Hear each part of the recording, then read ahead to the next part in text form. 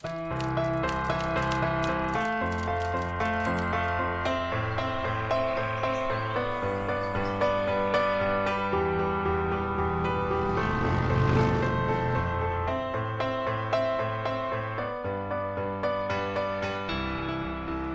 this is Jeff Zeig, and here I am in Boston, Massachusetts, where I've just been involved in conducting a master class for my training group here in Boston, and I'm here with another 5-minute tip for therapists. This tip has to do with using limbic communication. Limbic communication is the psychobiological evolutionary basis of communication. All animals communicate limbically. Birds communicate by using sounds, dogs communicate by using signals. Communication is based in a limbic model.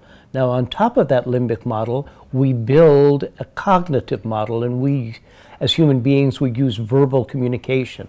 Now, verbal communication can get us very far, and if we can do therapy and we can help the patient by giving the patient information, we can stop there.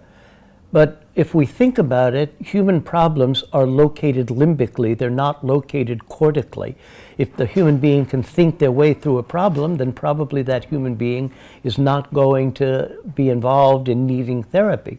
So if we can conceive problems as being limbically based, then we can use a form of communication that's limbically based, a form of communication that is based in being evocative, a form of communication that is based in eliciting, and that has to do with using sounds and signals.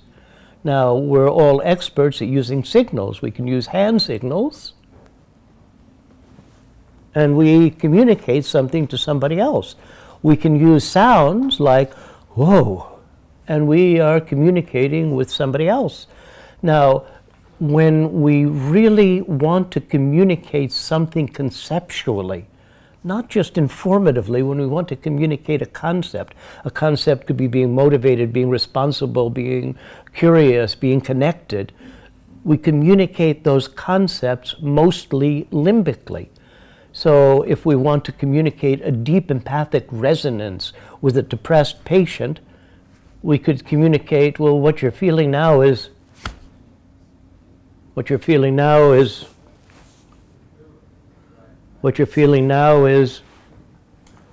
and we're communicating more limbically to empathize with a client.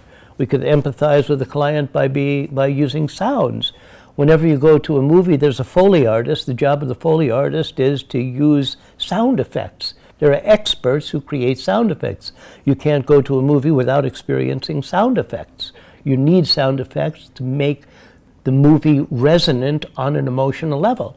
Well, therapists can communicate empathically by using sound effects. You're feeling, ooh. But now, not only can we use evocative limbic communication in order to empathize with someone, we can use evocative communication to suggest a goal. What you want to do is, oh. What you want to do is, whoa. And when we're doing this, we're trying to help that person to realize with a limbic resonance a concept that it is that you want that person to elicit and to access. And you can't really say to someone, it's not logical to say to someone, you need to be motivated. Here's 1, 2, 3, 4, 5 steps to be motivated, because motivation is a conceptual realization. When we want somebody to have a conceptual realization, using a series of words isn't going to get them there.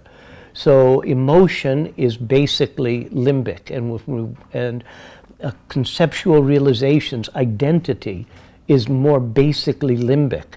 So when we want to use limbic communication, we're exploring all of the output channels of communication.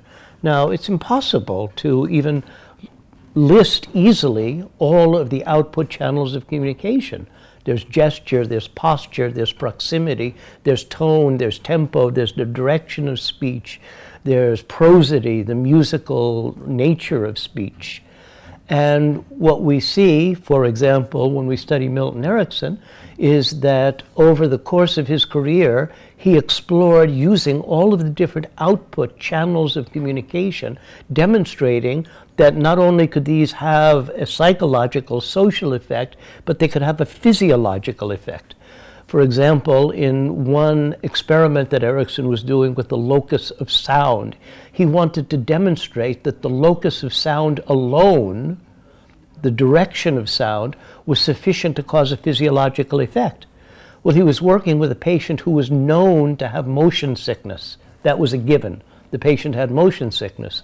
So Erickson started an induction because the man had seasickness, and if he was on a boat and the boat was wobbling in uncertain seas, then the man had motion sickness.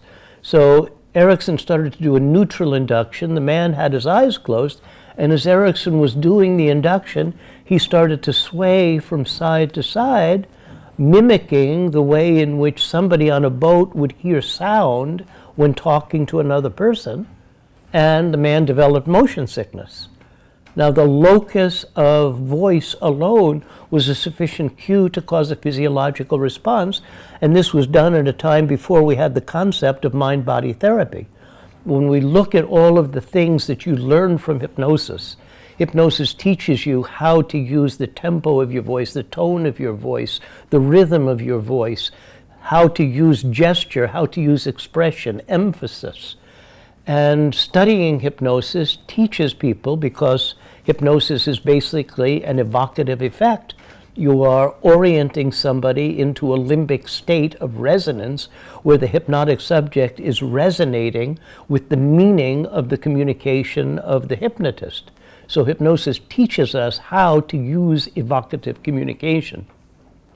What I have done over recent years is to practice this. When I want my client, person who I'm talking to feel their capacity to alter their state, it's at those moments that I explore what are evocative methods, what are limbic methods of communicating that can help somebody to suddenly realize a capacity that has been previously dormant.